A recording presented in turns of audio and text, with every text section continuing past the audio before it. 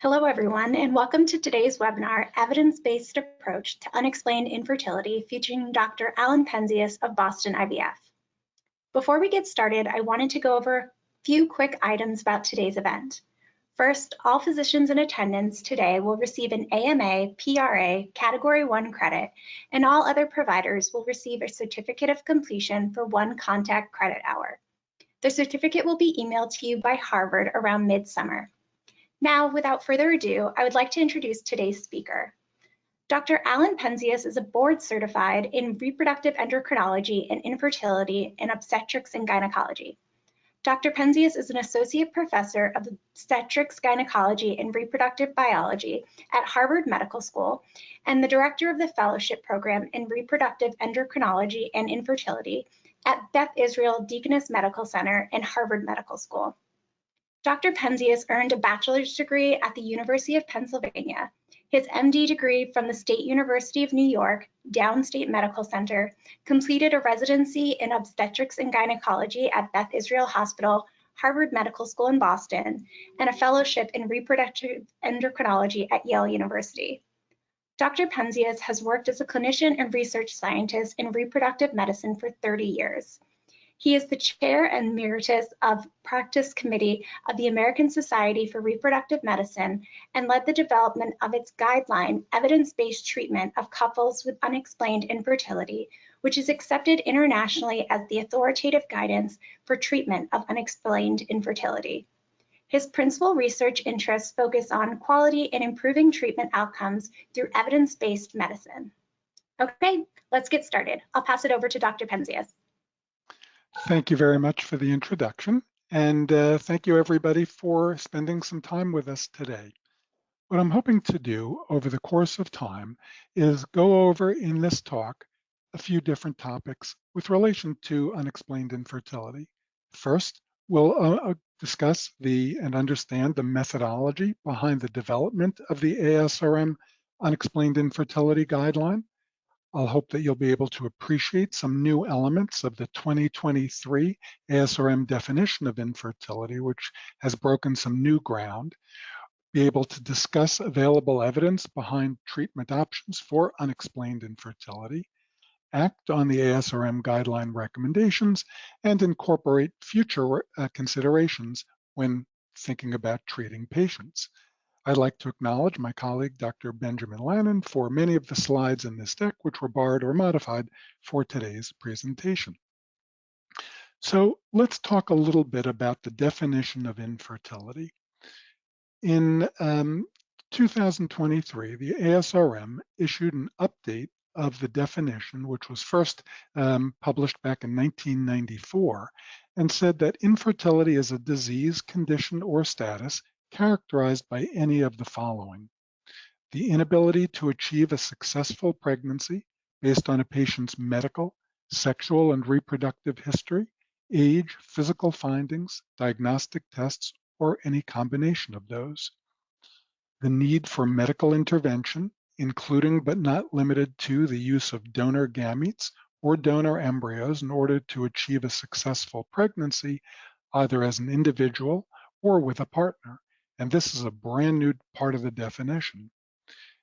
A traditional part of the definition remained, and that is in patients having regular, unprotected intercourse and without any known etiology for either partner suggestive of impaired reproductive ability, evaluation should be initiated at 12 months when the female partner is under 35 years of age, or 6 months when a female partner is 35 years of age or older. And one of the keys here is that without any known etiology. So for example, if a patient presents and they have very irregular menstrual cycles, that's not an unknown etiology. That is a potential cause of infertility, and an immediate workup is necessary.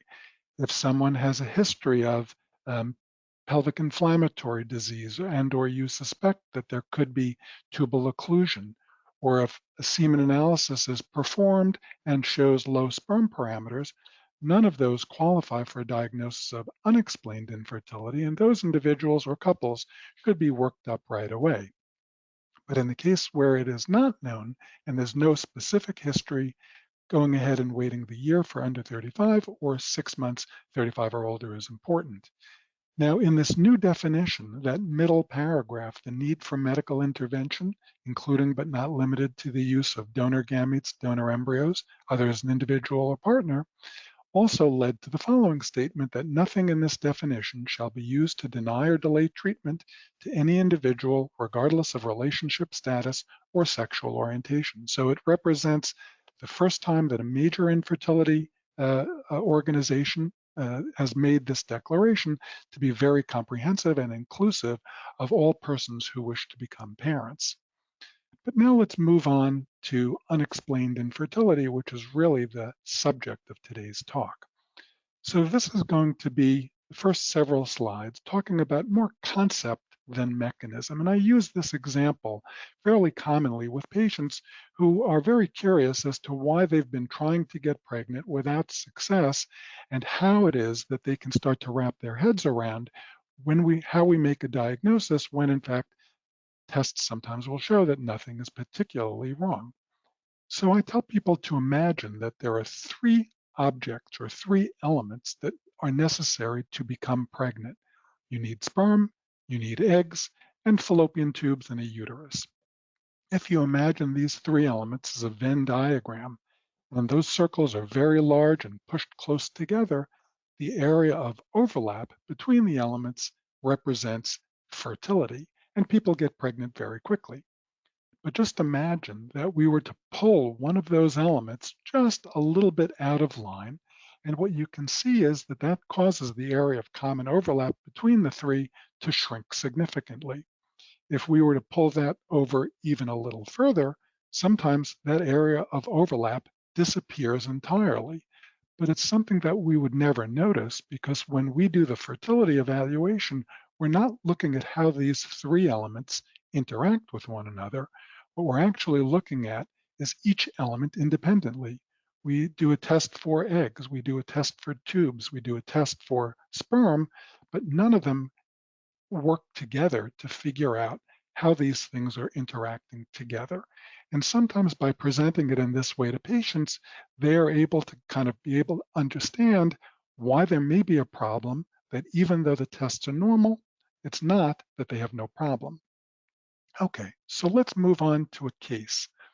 Maria and Evan, and Maria is 28 years old, a G0, who presents with her partner Evan for fertility follow-up. They've been attempting pregnancy for the last 14 months without success.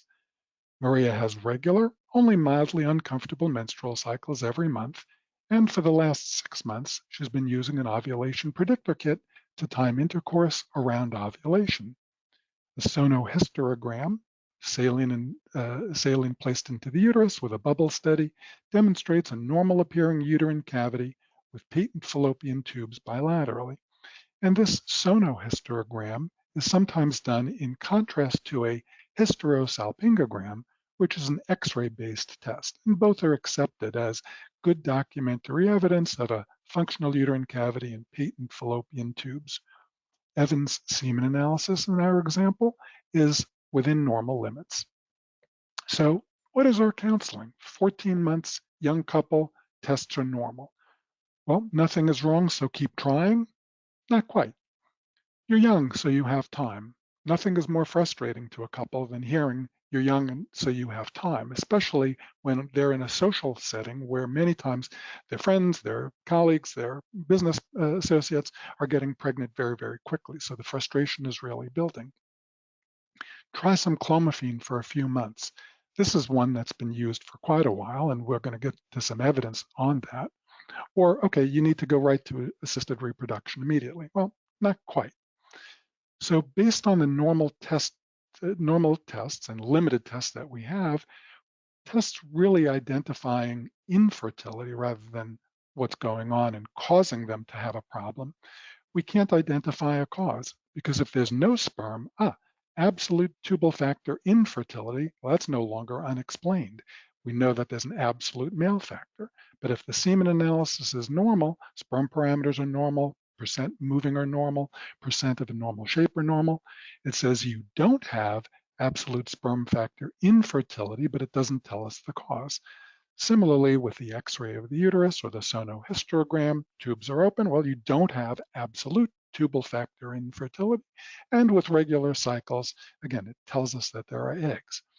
So given that Maria and Evan have been trying for 14 months, intervention is reasonable at this point. We've now made a diagnosis of unexplained infertility, not based on a test result, but based on a timeline. And that's what's fairly unique about reproductive medicine compared to many other specialties in the medical fields. So when we think about what we can test, and I've just mentioned a few things, what do they actually tell us? Can we tell the quality of the eggs? Nope. We can assess quantity, but not quality. So when I do an anti-Müllerian hormone or measure the follicle stimulating hormone or do an antral follicle count ultrasound, that's giving me a quantitative estimate of how many eggs that woman has. And it's not telling me that she has 100 eggs or 1,000, but it does tell me does she have an excellent, good, fair, or reduced quantity. And that egg assessment and that quantification is really even more localized to a given month. So for example, in the month of February, if I imagine the ovary as a virtual onion and each layer represents 1 month in a reproductive life of a particular woman, the ovarian reserve represents how many eggs are embedded within that month. So someone with excellent ovarian reserve, a high AMH, a low FSH, a normal antral follicle count, may be ovulating a single egg from a pool of 30 eggs, whereas her best friend with a very low AMH, a high FSH, a low antral follicle count, may be ovulating a single egg from a pool of 3. And that's really why measuring the ovarian reserve is not a fertility test, because all it does is tell us quantity. And if two women of the same age, one with excellent reserve, one with reduced reserve, each have partners or are being exposed to about the same amount of sperm, their chances of becoming pregnant are identical to one another, even though one is ovulating from a pool of 30 and one from a pool of 3. So that's why we can't tell the quality of the eggs with these tests, but we can talk about quantity. Well, what about the sperm? Can we tell if the sperm is healthy? Can we tell if it can fertilize an egg? Well, nope, we can't. We can assess how much of it is, what the ejaculate volume is, how many million sperm there are per milliliter, what percentage of them are swimming, what percentage have a normal shape, but that really doesn't speak to function. On the other hand, there are some new tests that are being developed, and the application is still being sought to figure out what the perfect answer is that look at things like DNA fragmentation and some epigenetic tests. So those are on the horizon, but not quite ready for prime time just yet. What about the timing of everything? Because I hear that a lot. Oh, we're not sure about the timing. Well, people do a lot of cycle tracking, but that's really rarely the problem because the sperm can cause fertilization even if deposited in a single episode of intercourse or a single insemination 5 to 7 days before ovulation occurs.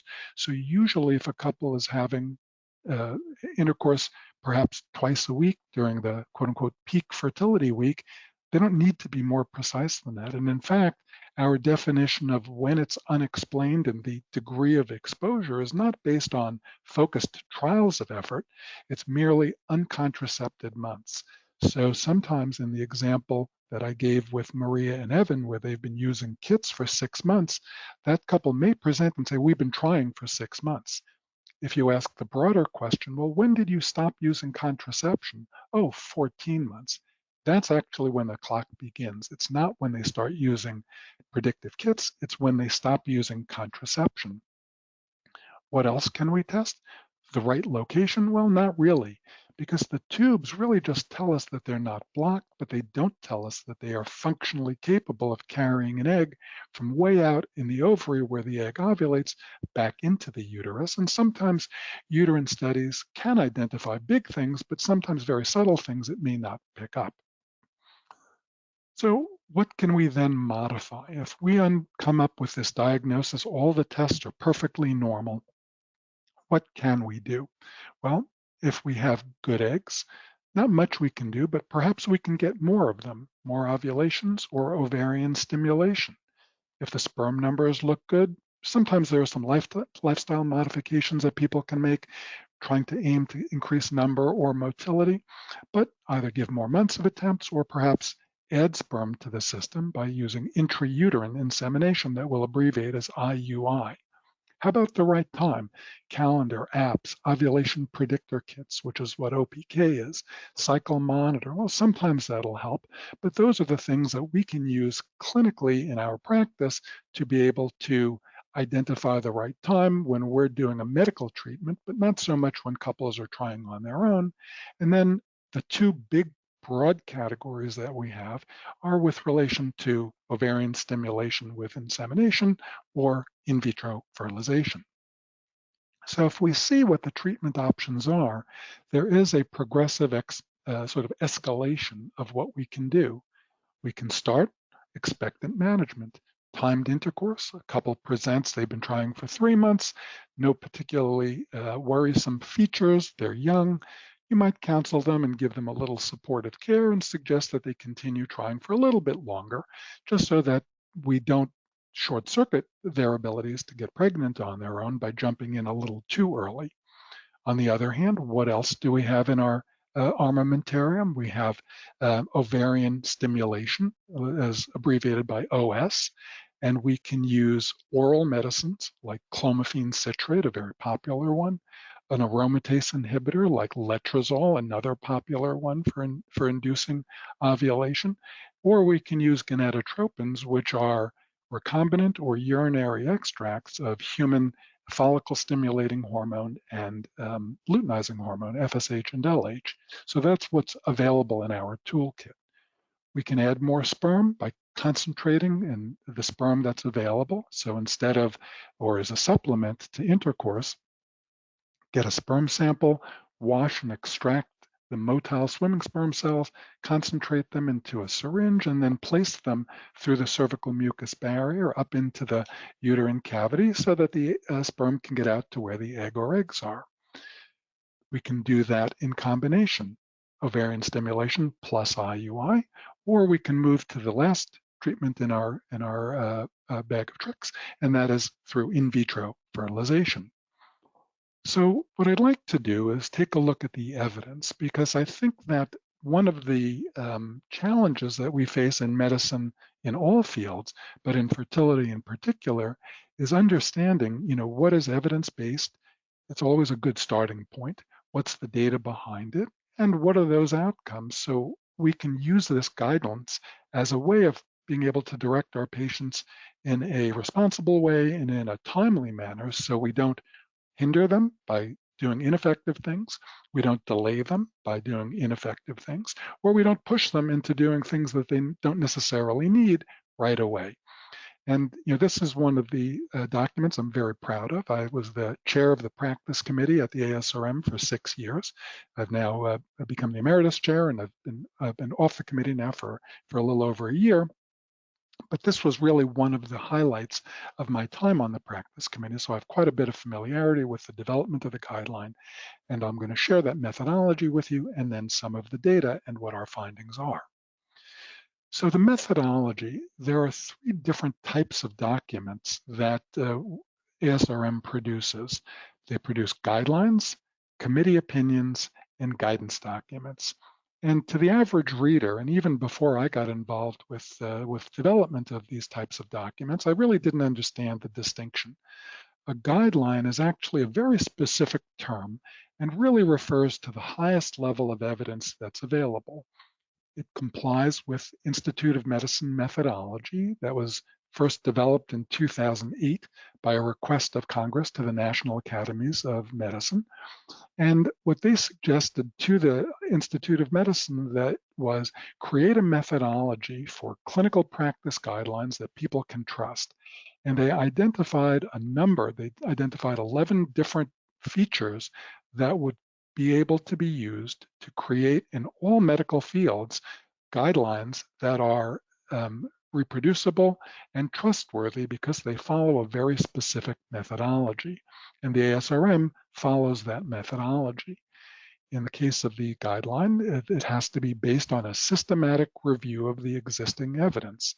That means you're asking specific questions, going to the literature, finding applicable studies that will help answer that question in a very narrow way, and then being able to include positive as well as negative studies in an unbiased manner.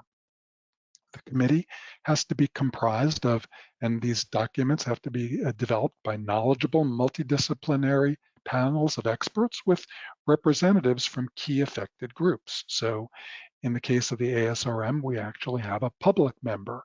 So somebody who is in the community affected by infertility who can be a lay member of the committee to understand what's going on and to participate. The committee is tasked with critically assessing the strengths and limitations of the available evidence, providing ratings of both the quality of the evidence as well as the strength of recommendations. At the ASRM, the practice committee is comprised of 17 people. And for any individual guideline, the committee then will create a task force. And the task force is chaired by a member of the committee. And we then go to the membership and cast a very broad net for people with varying degrees of expertise.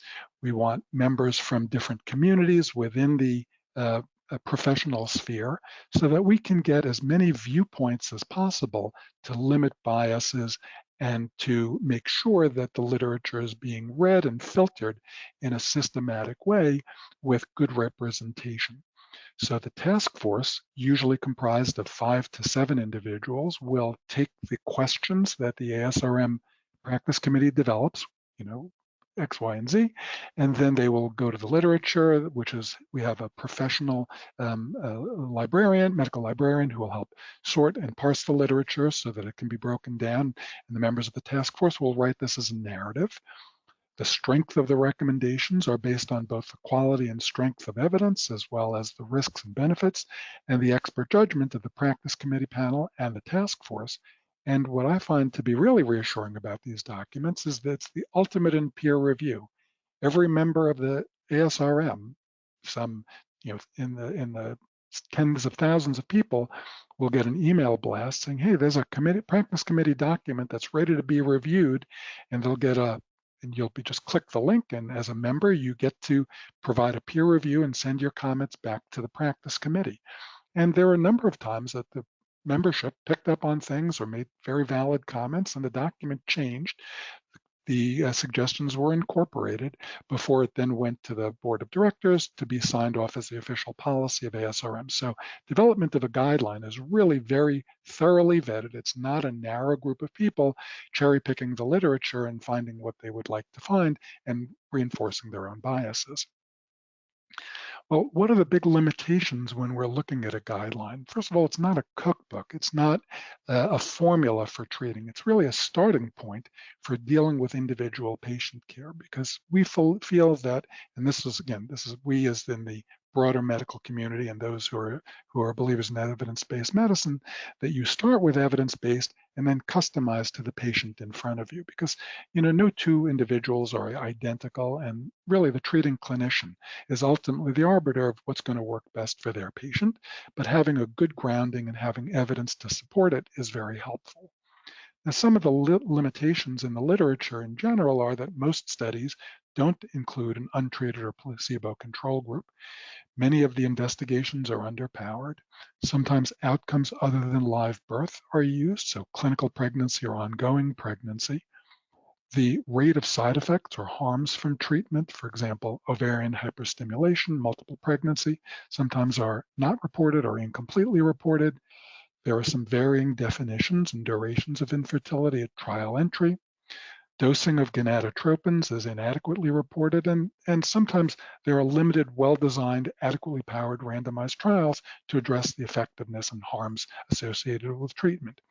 But with those limitations aside, let's take a look at what we have to look at. So in the evidence-based guideline for treatment of couples with unexplained infertility, there are really 4 categories that were examined. Ovarian stimulation, all by itself, more eggs. Intrauterine insemination, more sperm by itself. ovarian stimulation plus intrauterine insemination, the joint more sperm and more eggs together, and then finally in vitro fertilization. So let's take a look at what the evidence showed. Starting with more eggs, clomiphene citrate alone. Most studies did not demonstrate a difference in pregnancy outcomes comparing clomiphene versus placebo with timed intercourse or expectant management. There was a low-quality RCT that suggested a higher pregnancy rate with Clomid and timed intercourse over 4 treatment cycles, of 5% versus a 13%, but the quality of that study was really rather low. On the other hand, an RCT of 996 patients, where patients were allocated to treatment either with 100 milligrams of clomiphene citrate daily for 5 days, 5 milligrams of letrozole daily for 5, or age-matched control, the clinical pregnancy rates were not statistically significantly different from one another. A better powered study. Another study that was carried out, a multi-center 580 patient study, where patients were randomized to expectant management, clomiphene citrate, or unmedicated intrauterine insemination, found that the odds of a live birth after clomiphene versus expectant management were no different. The odds ratio was 0.79 with a confidence interval that crossed 1. So from this and from the other data that was aggregated, clomiphene citrate alone for unexplained infertility, well, there is good evidence that clomiphene citrate with timed intercourse is no more effective than expectant management. It is not recommended to use clomiphene citrate with timed intercourse as a treatment for unexplained infertility, as it is no more effective than expectant management. The strength of the evidence on an ABC scale was graded as level B, and the strength of recommendation from strong, moderate, weak was gauged as moderate. Now, clomiphene is probably one of the most commonly used fertility medicines, and it's a big surprise to a lot of practitioners, I would say even most, that just using clomiphene alone and sending a couple off, say, you haven't been getting pregnant in a while, here's a prescription for clomiphene, you can use it for the next 3 months, and if you're pregnant, come on back. If you're not, let's talk again. Because it really kind of, the evidence undercuts what's been a mainstay of treatment for many years, but I think that by knowing that this is the evidence, rather than giving prescriptions for clomiphene and hoping people get pregnant and perhaps delaying a more effective treatment, it is a good counseling point that if they're at a point where they're starting to get to the point where you want to write a prescription, perhaps having a discussion that just the medicine by itself isn't going to help, but perhaps a judicious use of a little bit of extra time if a couple wishes can be perhaps effective, just giving it a little extra time if they're not really ready to go on to something more, but it doesn't necessarily need to be accompanied by a prescription.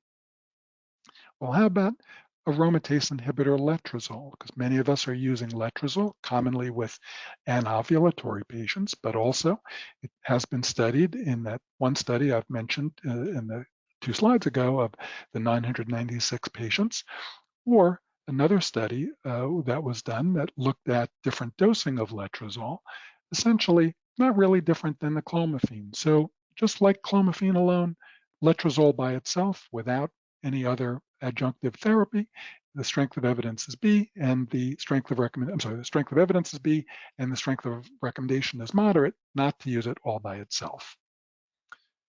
Moving on to intrauterine insemination. Many practitioners in OBGYN have adopted the preparation of sperm using either a centrifuge or some commercially available sperm prep devices to be able to offer additional service to patients. Certainly, fertility centers have been performing intrauterine insemination for a long time. So what about the opportunity to use IUI alone when couples are having unprotected relations? And before I move on to the data in this slide, I want to make a comment that there are times when intrauterine insemination alone may be helpful. And this is where the questioning becomes key. I can't tell you how many times I've had conversations with couples, and I ask if they have an idea of what may be going on. And a little bit bashfully and reluctantly, they may be able to disclose that they are having intimacy issues and that they're maybe either unable to have intercourse with ejaculation intravaginally, or that they've do it so infrequently as to, once every 3 months, once every 4 months, because of any number of different issues that range from physical to psychological. So in those cases, judicious use of intrauterine insemination by itself may be a valid treatment. However, in cases where couples are having unprotected intercourse and we're looking at the data of as a therapy, well, we don't want to take medication. Well, what about just getting more sperm in the area? There are 7 randomized trials and 6 cohort studies that, when looked at in aggregate, show that IUI alone is no more effective than people just having relations on their own, and that IUI alone is not cost effective when compared to just expectant management. So it is not recommended that IUI be performed alone for unexplained infertility. Strength of evidence is A, and the strength of recommendation is strong. So the ASRM document suggests that there is strong evidence that IUI in unstimulated cycles is not significantly more effective than expectant management, so it's not recommended in natural cycles because it's no more effective. Now let's move on from just more eggs, just more sperm, to the combination. What does that data show? We'll start with a high-quality randomized clinical trial by Cindy Farquhar and company, and they showed in 201 patients that they randomized between 3 cycles of IUI with ovarian stimulation using either clomiphene or letrozole, the oral medicines, or 3 cycles of expectant management. And what they found was that ovarian stimulation with IUI had a higher cumulative live birth rate than women assigned to expectant management alone, at 31% versus 9%. And the risk ratio of being able to get pregnant was 3.4 times, with a positive confidence interval that was above 1, so showing statistical significance. 5 other studies that I wanted to bring to attention: intermediate quality RCT, the 2 intermediate qualities, and a cohort study. Those top 3 studies on the slide all showed improvement with ovarian stimulation plus IUI. The 2 bottom studies, the systematic review and a low quality RCT, did not show any difference. And the reason I put this slide in here is because I want to show that this data is right out of the guidelines. So it's not trying to hide studies that have different outcomes, but it does take in aggregate, well, what does the preponderance of the evidence show? So these are all studies that are included and were adjudicated to make the final recommendations. So after looking at all of the data in aggregate, clomiphene plus intrauterine insemination for unexplained infertility, there is strong evidence that clomiphene citrate plus IUI is superior to expectant management and natural cycle IUI for the outcome of live birth in couples with unexplained infertility. It is recommended to use clomiphene citrate with IUI in the treatment of couples with unexplained infertility. The strength of the evidence is grade A, and the strength of recommendation is strong. How about letrozole? Well, the RCT showed of intermediate quality, showed higher pregnancy rates with letrozole than clomiphene. A retrospective study showed similar live birth rates for letrozole and clomiphene. A large study, a multi-center study led by Dr. Michael Diamond, 900 patients overall, looking at gonadotropin IUI, clomiphene IUI, and letrozole IUI, showed that the clomiphene and letrozole performed similarly.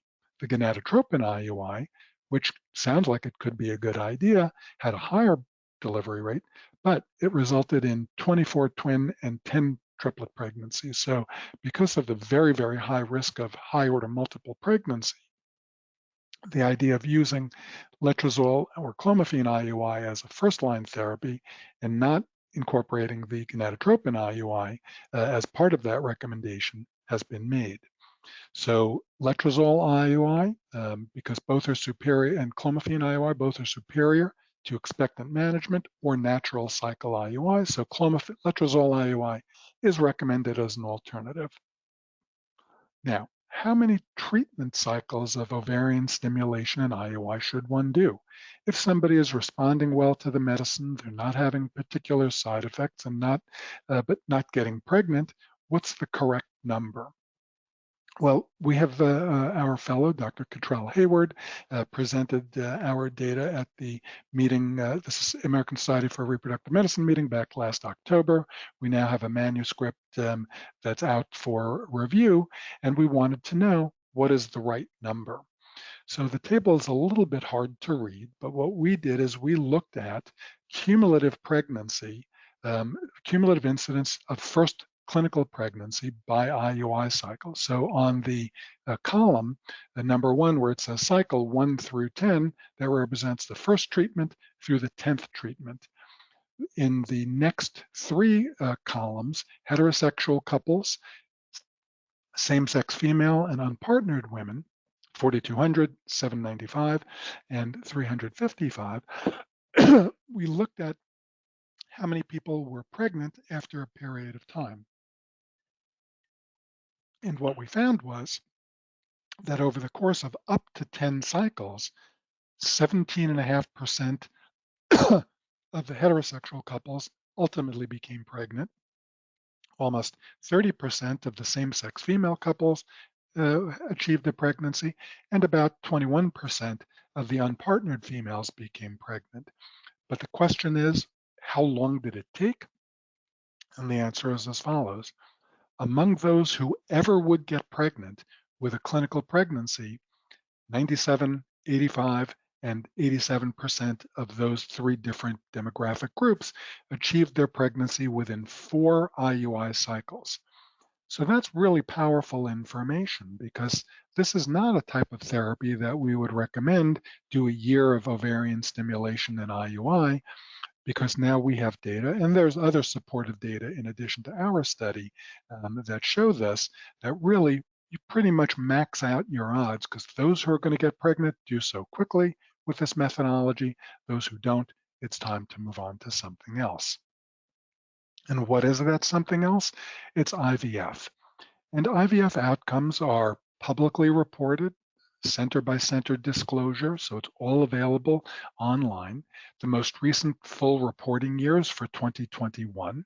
Why 2021, since it's now February of 2024? Well, it takes a while for the patient who was treated on December 31st, 2021 to get their pregnancy, get the delivery 9 months later, and then to collect all that data. The CDC gives us some time, and then the results get aggregated. So there's usually about 2 to 3 years trailing what's reported. But here's a key number. So the question, and this comes right out of the CDC website, what percentage of intended egg retrievals resulted in live birth deliveries? So of 144,773 ART cycles performed in 2021 for women under the age 35, there was about a 51% live birth rate per egg retrieval. So that's a really high number, and I know that many people are very surprised, and there's always been a lag in what the understanding is amongst a very wide community of people about how much time it takes to get pregnant, what pregnancy rates are like. And what we're showing here is these are national numbers. So a couple under 35 can expect about a 50% chance, and mostly this is with a single embryo. For couples where the woman is 30, or unpartnered women, or same-sex female couples, a woman who is 35 undergoing to 37 undergoing IVF, about a 36%. At age 38 to 40, 23%. For over 40, and this is pretty much, I would say, this number, about 8%, I would say that that's valid up until about age 42. Beyond 42 or above starts to get a little bit lower than that, but still, these are good numbers to have a a handle on so that we can accurately counsel our patients about what their expectations should be. So with IVF, we're doing a little bit more than with ovarian stimulation and IUI. Whereas with OS IUI, we're hoping for in vivo fertilization. So we trigger egg release, we put the sperm where it needs to be.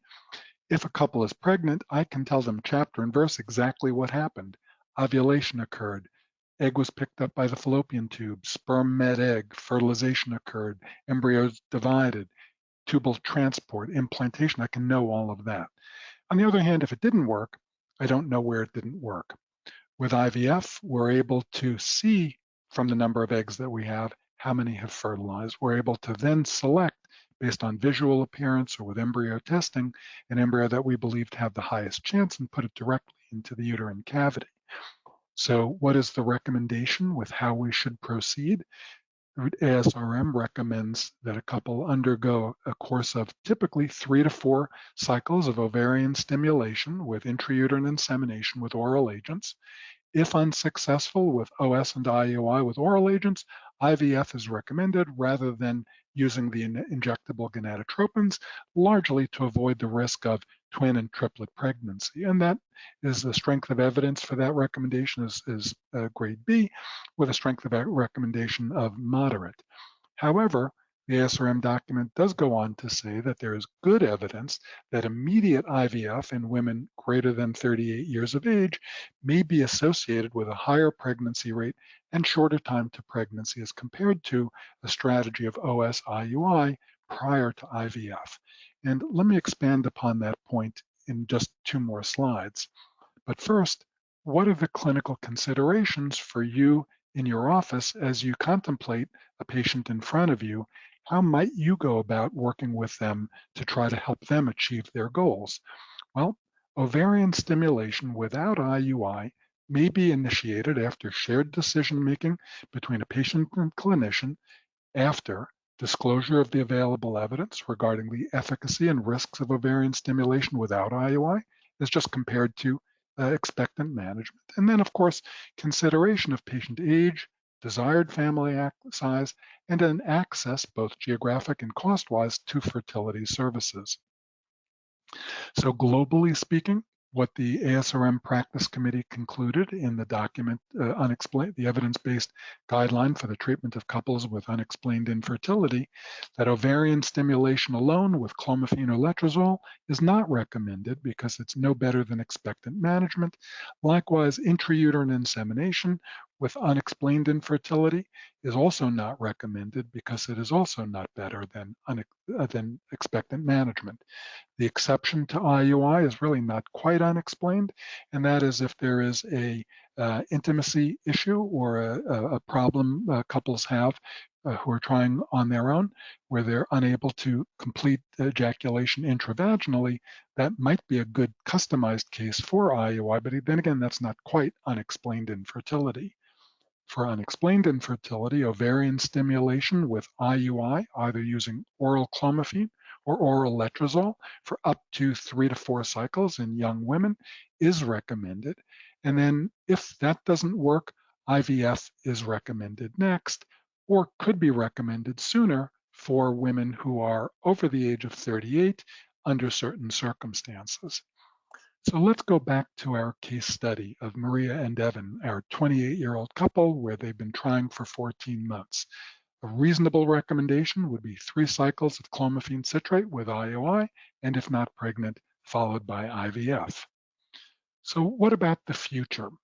What would we think about as we're taking into account the individual patient or couple who's sitting in front of us? One of the first things that I'll ask at the very first visit is, what is the desired family size? If the desired family size is 1 child, that really kind of colors how I might approach that individual or couple, because what I'm thinking about in that case is, can we do something that is minimally intrusive, that maximizes their utilization of time, doesn't get them more frustrated, saves them in a number of ways, and we customize a plan based on what that would look like for them. On the other hand, if a couple or an individual trying to get pregnant has a desired family size of 2 or more children, and they've been having, or she or they've been having problems right at the outset, that may be a call to do some more aggressive therapy, because if eggs are retrieved, embryos are made, for example, in a 37-year-old individual who would like to have 3 children, and she's been unable to get pregnant after 14 to 16 months of attempts, having an embryo that can be placed in her uterus today and others that can be saved for the future, capturing the success rate associated with her 37-year-old self, even if put into her uterus at age 40 or 43, because the uterus doesn't tend to age in the same way, and the success is tied to the age that the egg was when it was ovulated. So that may be a consideration when customizing. Again, if treatment is routinely available, that's something that might be taken into account. The costs are affordable. And we also know that multiple pregnancy rates are lower with single embryo transfer. And if there are risks associated with the clomiphene or letrozole, putting a single embryo in might actually be advantageous. So these are some of the references that this document was based on. And at this point, I will gladly stop and am happy to take any questions. Thank you, Dr. Penzias. We're now going to begin answering the questions submitted during today's presentation. As a reminder, you can still submit questions through the questions pane in your attendee control panel. Dr. Penzias, the first question is, when should we start doing the testing? Would you wait a year of trying, or would you do testing earlier if asked by the patient? That's a great question. And I think that according to the ASRM guideline, if there are no historical features that lead you to suspect a problem, you would actually begin the testing sometime just before the 1-year mark for women, for couples in which, or for individuals where woman is under the age of 35, or at 35 and above, just before the 6-month mark. There are times that I will have couples or individuals present to me with concerns about either ovulation or tubal disease or a semen analysis that they're worried about. And so sometimes judicious use of individual testing to allay concern might be helpful, but I always break up the evaluation timeframe and distinctly separate that from treatment, because just because we've gotten the tests done doesn't mean we're going to immediately jump into treatment. Thank you. Another question is, are there any emerging therapies or diagnostic techniques we should consider incorporating into our patient's care plan? There are some diagnostic tests. Companies are very entrepreneurial, and investigators are always looking for new ways to figure things out, that are looking for point of care testing. There's a lot that's available that are on the internet for people to order or go into stores or order online that will do a variety of things: tracking ovulation, home semen analysis testing, the ability to detect more than just ovulation hormones using fancier monitors that detect follicle stimulating hormone, as well as other progesterone and a variety of other things.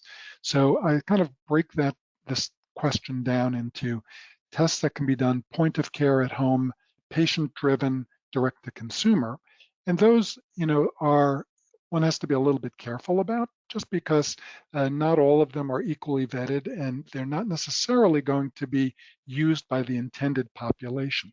So if a patient were to walk in with the results of such testing, as a provider, it would be my job to really understand what the test was, and if it showed something of concern, perhaps add a sort of a medically validated test in the background, sort of on top of that. On the other hand, in our world, there are additional technologies that are currently under development to try to better understand the function of sperm, not just the quantity of it. With respect to ovulation, there really isn't anything much new. Refinement in understanding the quantity of eggs is still quite good, but in terms of egg quality, there are no tests, but that's something that we're hoping to see developed at some point. Thank you. Is there a recommended BMI cutoff when prescribing OS?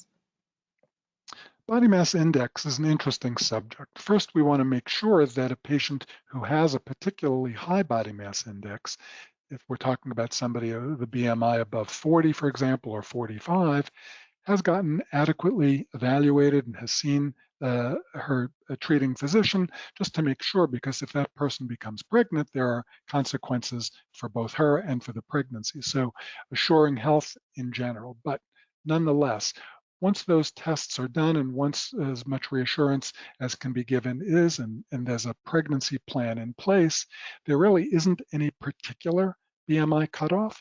For people with a particularly high BMI, the ovarian stimulation agents may just not work because of the hormonal milieu in which it is being given.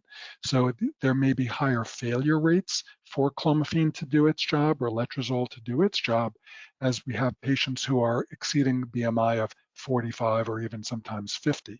But again, those are circumstances where a pregnancy plan needs to be in place, consultation with an obstetrician gynecologist, perhaps a primary care doctor, perhaps a maternal fetal medicine expert, just to make sure before, as a fertility provider, before I start writing prescriptions, I want to make sure that there's a comprehensive plan in place.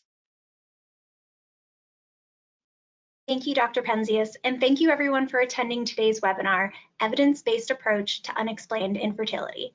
If you have any questions, please contact Alyssa Cooper at ecooper@bostonivf.com. Once you leave today's webinar, you will receive a survey on the presentation, and we would appreciate if you could complete the survey and provide your feedback to help with future educational webinars. You will also receive a follow-up email within 48 hours with a link to view a recording of today's webinar. On behalf of Boston IVF and Dr. Alan Penzias, thank you for joining us and enjoy the rest of your day.